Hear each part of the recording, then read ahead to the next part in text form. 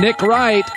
All right, Le'Veon Bell. I said this to start my show. We all make choices. I could have chose newspapers. I chose TV because I walked into a TV newsroom and there were flowers and there was energy and people were well-dressed and it was fun and lively and newspapers were a bunch of grumpy old guys. And I said, I want to do TV and radio.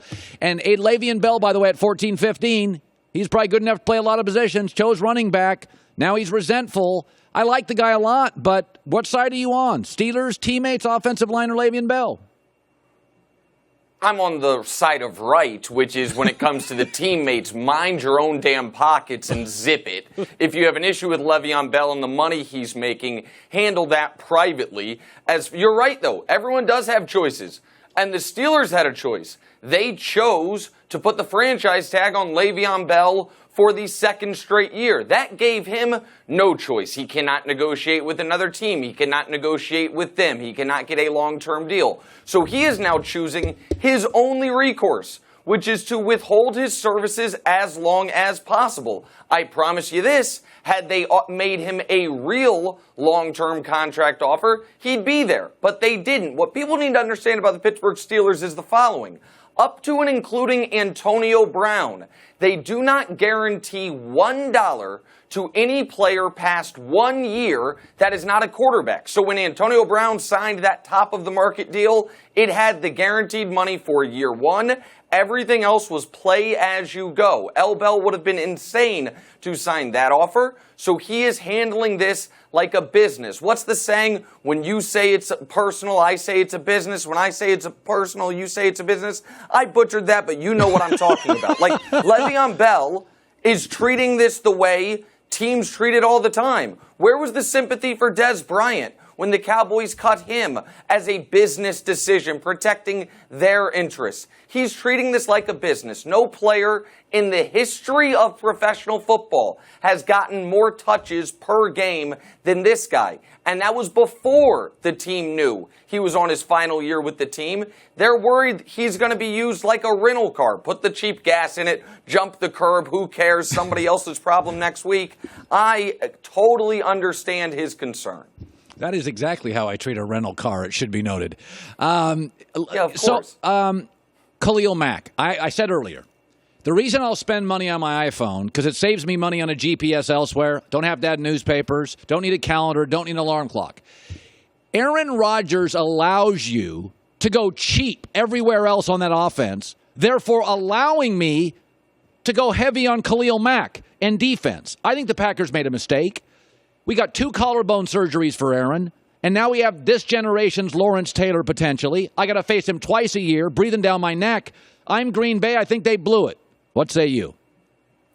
Listen, I think almost every team in the league would have been better with Khalil Mack than without Khalil Mack.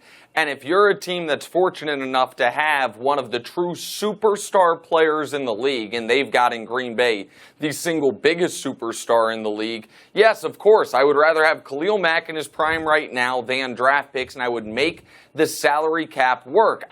And I know you can say, oh, it's more complicated than making the salary cap work, but the Rams tried to trade for him, knowing they were paying Donald, knowing they'd already paid Gurley, knowing they'd already paid Cooks, saying, we'll deal with tomorrow's problems tomorrow, let's go try to win a Super Bowl.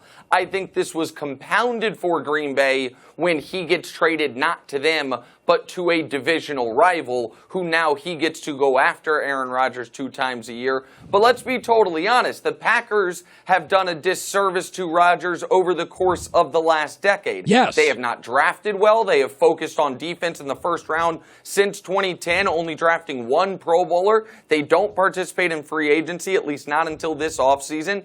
They have won the least you could possibly win, given the fact that they've had the best quarterback or second best quarterback in football over this stretch. So it doesn't shock me that they didn't go all in for Mack, even if I would have.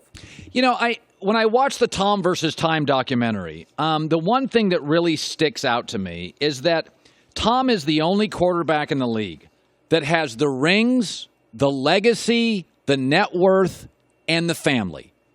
Everything's settled. He's like LeBron. Got the rings. He's first or second best player. His net worth is remarkable, and he's got an amazing family. Kevin Durant doesn't.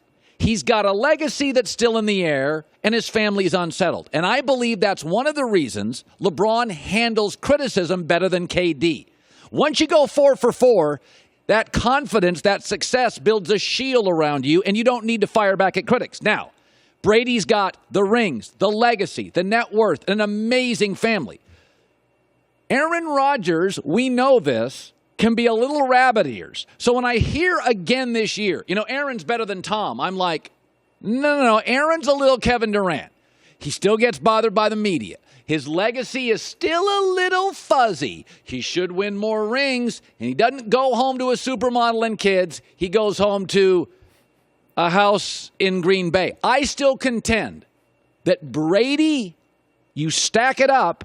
We never said Elway was better than Montana. Elway had a better arm. We don't think Jay Cutler's better than quarterbacks because he has a better arm. Take the arm out. I like Brady. Why is everybody telling me year in and year out, Vegas, Rodgers is better than Brady? I got proof he's not. Okay, all right, so there's a lot you just threw at me there. That was the Colin Cowherd galaxy brain that I love so much. Let me tell you why the Seattle Seahawks are like airports. And and then at the end of it, I'm like, they are like airports. They're flipping JFK. Okay, so I don't know exactly about the KD LeBron analogy, but I will address the end of the question directly. I'm glad you brought up LeBron in this regard. There's a question about who is the most accomplished and who is the best. So, to use the basketball analogy, the two most accomplished basketball players ever are Kareem Abdul-Jabbar and Michael Jordan, or those two guys reversed. But the greatest, the best, who at his best is the best, who can do the most, who's the most talented, that's LeBron. There is no question that Tom Brady is the most accomplished football player ever.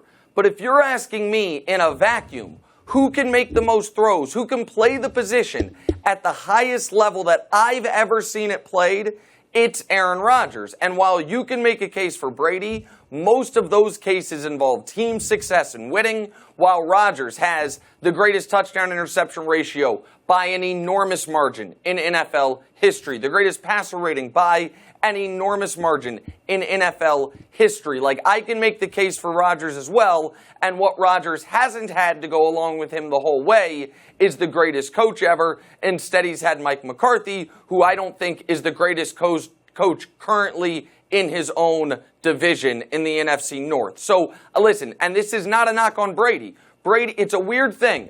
Brady is on Mount Rushmore. Rodgers is not yet. Brady is the face of Mount Rushmore. Rodgers isn't on the mountain, but I think Rodgers is better, and I think he's been better for almost 7 years now. Oh, good. I know those sound like I know they sound like they go against each other, but I watch it and I say, man, this is the analogy I like to go with. If aliens came down and they didn't know anything about rings or success, but they knew the rules of football, and we said, watch each of these dudes play, tell me who's better. Everyone's picking 12 in Green Bay. So it boiled down to no scouting reports and rings, to little green men in a spaceship. You think my analogies are... Scouting reports, pardon me, sir, scouting reports from the little green men in the spaceship, if you were listening. Nick Wright. Have a great Thursday. We'll talk soon, buddy. You too. Falcons +1, Colin. Let's start the year off right. I love Blazing 5 tomorrow. I love Atlanta tonight. Hi, everybody. Thanks for watching. Subscribe here to get the latest from the show. Also, be sure to check out more of the best clips from The Herd or go watch a few segments from other shows on FS1.